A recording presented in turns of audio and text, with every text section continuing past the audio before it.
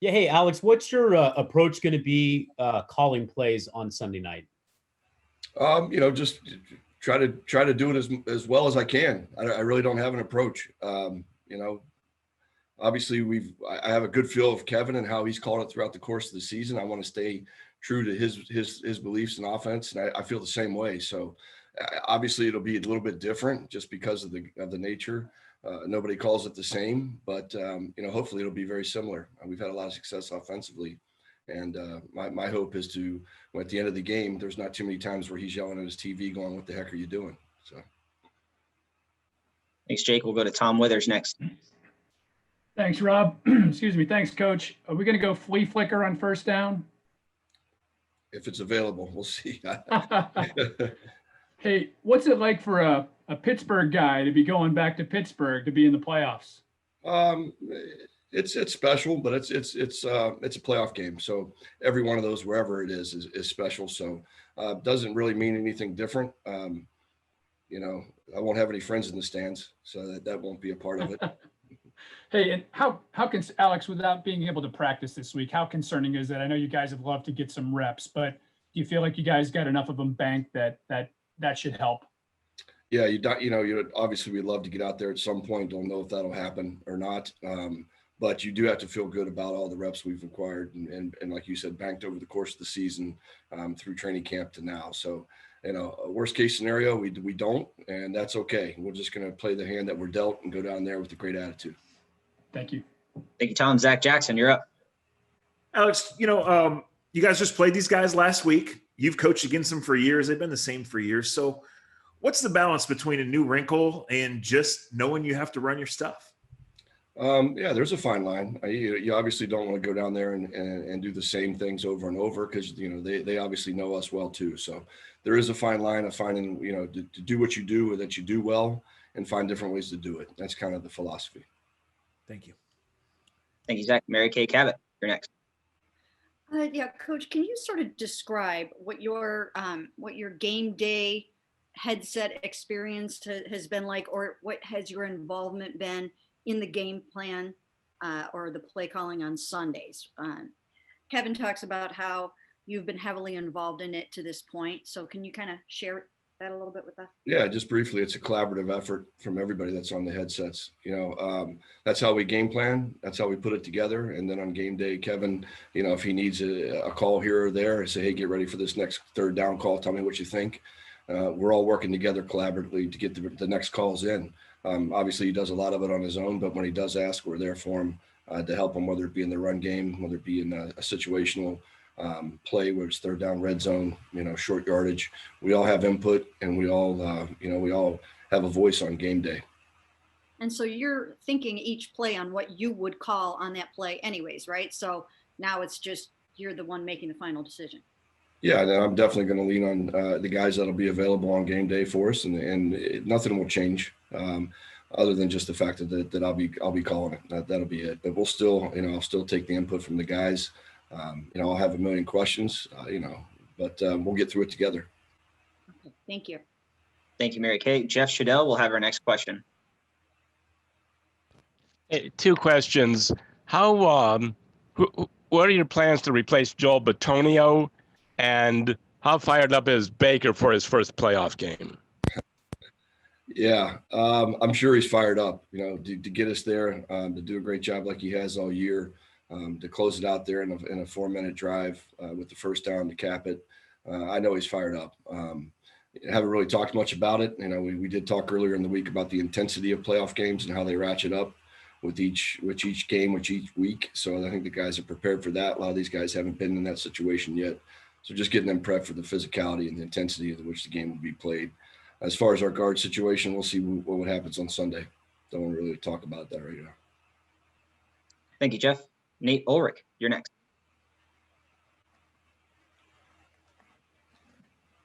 I was going to ask you about guard too, but just you're not ready to talk about the plan or anything.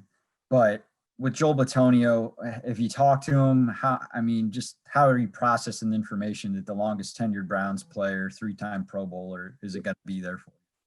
That's a hard one to swallow. Reached out to him early in the week when I found out, just let him know how much we appreciated him, how much we do appreciate him.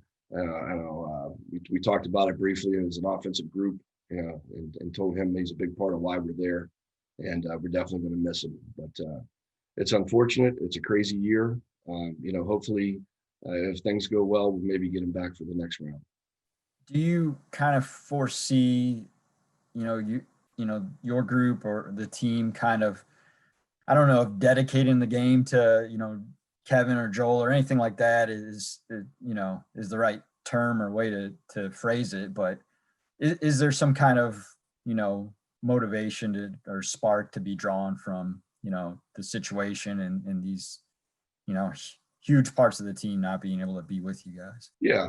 This is a team that fights. This is a team that's resilient, kind of getting backed into the corner a little bit, so I don't know if it's a dedication to those guys or the fact that this team wants to fight and is not going to get, bullied into the corner, where I feel like now we're short some men, but at the same time, I like the group that's in the room when we do the Zoom meetings, and I like the way that their approach has been this week, and I feel really good about taking whoever's left down there to Pittsburgh. I know you'll get the best. Thank you, Nate. Scott Patrick, we'll go to you. Hey, Alex. How important is it for you to be in sync with Baker as a play caller? Always. It always is important for me. The game revolves around the quarterback and how he sees the game and how things affect the quarterback. So that's never changed or never will. Being in sync with the quarterback on game day is critical. And that's something that you feel you've developed all year long with him, right? Yeah, I would think so, yes. Thanks. Thank you, Scott. Tony Grossi has our next question. The way Pittsburgh plays defense, historically, it's difficult to get the quarterback out of the pocket on the move and throwing. Didn't look like he even tried last week. I thought that was by design, but just the challenge of running what's a big staple of your offense against that defense. Yeah, I mean, if they, I've said it all year long, you defend the keeper or you defend the run, and then it opens up the other. So they've chosen to defend the keepers and keep the quarterback in the pocket, which is fine. So there'll be some runs that cut back on that backside, that we'll benefit from. So it's one or the other, and we're ready for either. Okay, thank you, Alex. Thanks, Tony. Aditi Kinkabwala, you're up. Going back to the quarterback thing, one of the things that Kevin Stefanski said yesterday was that you spend every waking minute with Baker. So having been a quarterback yourself, what is the experience that you had, or who was the coach that did you have a coach that was like that with you? And I know Scott already asked you this, but can you just explain how your relationship has grown a little bit with him? Like, why is it so important that you're so connected? How much more connected have you become? And does he ever ask to watch film of you? No, I don't think there's anything left that you could get out there. The coach that did that for me was Paul Hackett. He was my coach at the University of Pittsburgh, and he was another guy that spent every waking moment with me. From that experience, moving on to seeing how Coach McCarthy operated in Green Bay, the relationships you build with the quarterback there and Aaron, and how important that is on game day. Really, there's got to be one thought, one way to call a game, and that's through the quarterback's eyes. And I've learned that from those guys.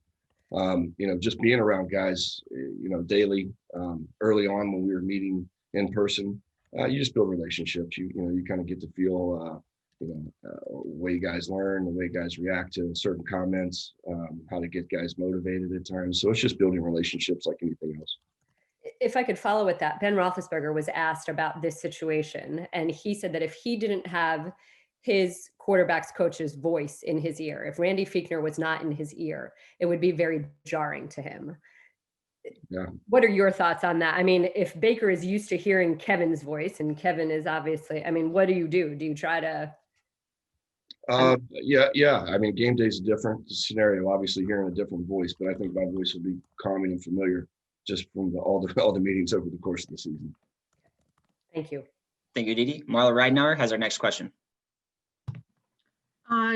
Yeah, Coach, I'm just bringing this up quickly just because Chris Collinsworth mentioned this yesterday on a call. Like he said, a lot of quarterbacks have a lot more freedom just of audibles off of, certain things. How confident are you in Baker?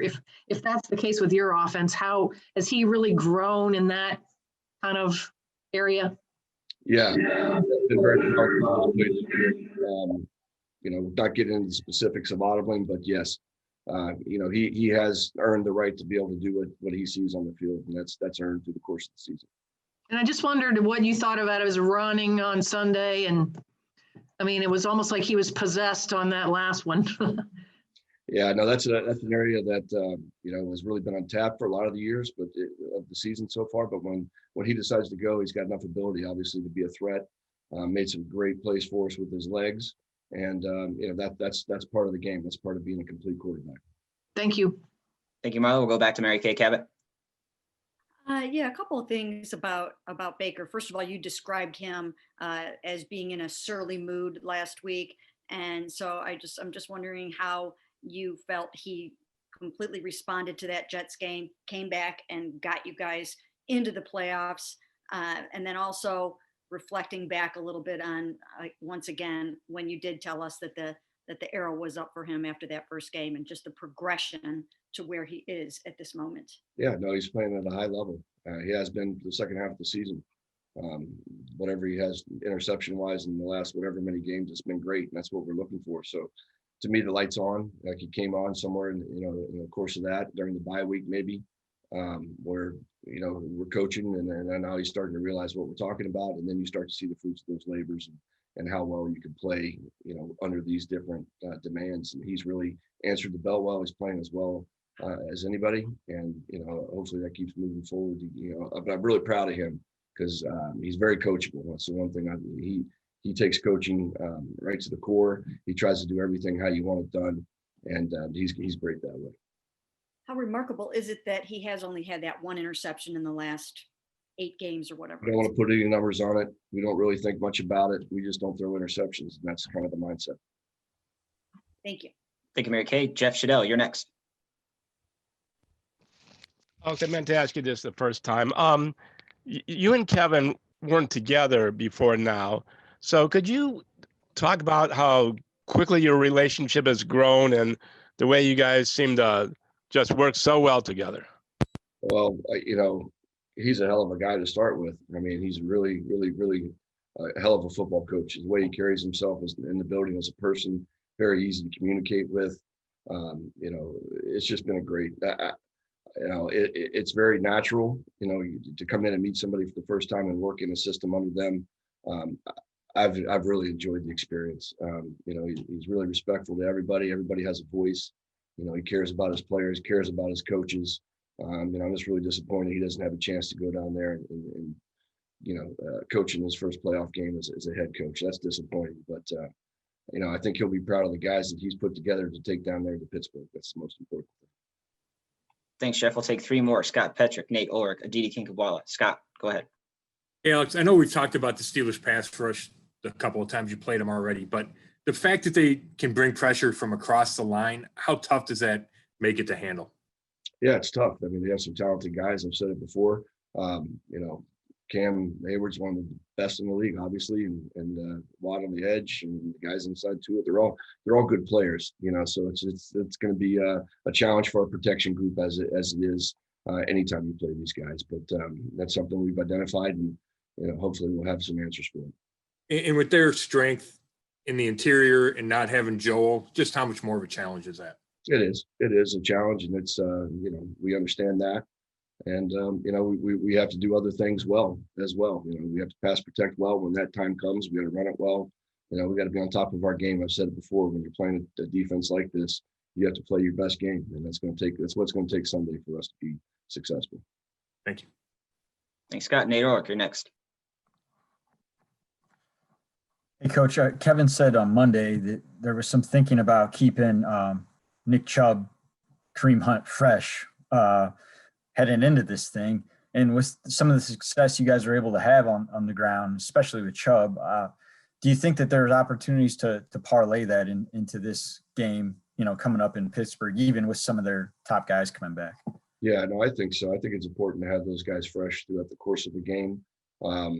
Kevin and Stump do a great job of managing the rushes. That'll be nothing that I'll change or do differently. We'll have a plan going in and how many touches guys will get, and we'll try to stick to that.